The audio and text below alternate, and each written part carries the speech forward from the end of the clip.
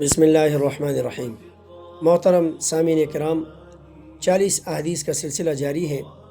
آج اس سلسلے کی حدیث نمبر 36 پیش خدمت ہے۔ اس حدیث کو امام مسلم رحمہ اللہ نے ابو ہریرہ رضی اللہ تعالیٰ عنہ کی روایت سے نقل فرمایا۔ نبی کریم صلی اللہ علیہ وسلم نے فرمایا، احب البلاد الی اللہ مساجدہا، کہ اللہ تعالیٰ کے نزدیک سب سے پسندیدہ جگہ مساجد ہے۔ وابغض البلاد الی اللہ اسواقہا، اور اللہ تعالیٰ کے نزدیک سب سے ناپسند جگہ بازار ہے۔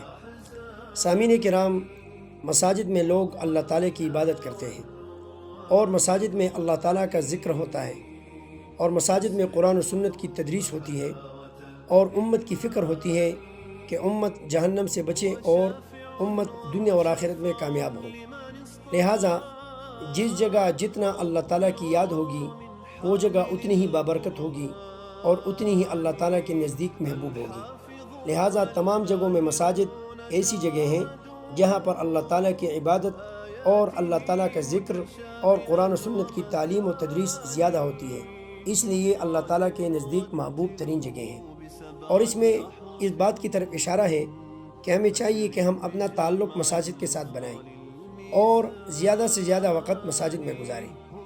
دوسری بات حدیث میں فرمائی کہ اللہ تعالیٰ کے نزدیک سب سے ناپسند جگہ بازار ہے، کیونکہ بازاروں میں اکثر دھوکہ اور جھوٹی قسمیں اور غفلت اور نہ جانے کیا کہ اعمال لوگ کرتے ہیں جو اللہ تعالیٰ کے نزدیک مبغوض ترین اعمال ہیں۔ لہٰذا وہ جگہ جہاں پر غفلت کا سامان زیادہ ہے اور لوگ اللہ تعالیٰ کی نافرمانی زیادہ کرتے ہیں، تو وہ جگہ اللہ تعالیٰ کے نزدیک زیادہ مبغوض ترین ہے۔ لہٰذا ہمیں بازاروں سے بچنا چاہیے۔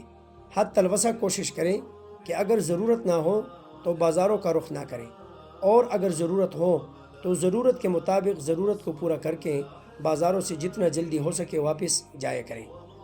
اور اس میں اس بات کا خیال رہیں کہ اگر انسان بازار میں جائے تو بازار میں داخل ہونے کی دعا پڑھیں۔ لہٰذا ہمیں چاہیے کہ مساجد کو زیادہ سے زیادہ وقت دیں اور بازاروں سے ضرورت کے علاوہ بچنے کی کوشش کرے۔ اللہ تعالیٰ عمل کرنے کی توفیق عطا فرمائے، آمین۔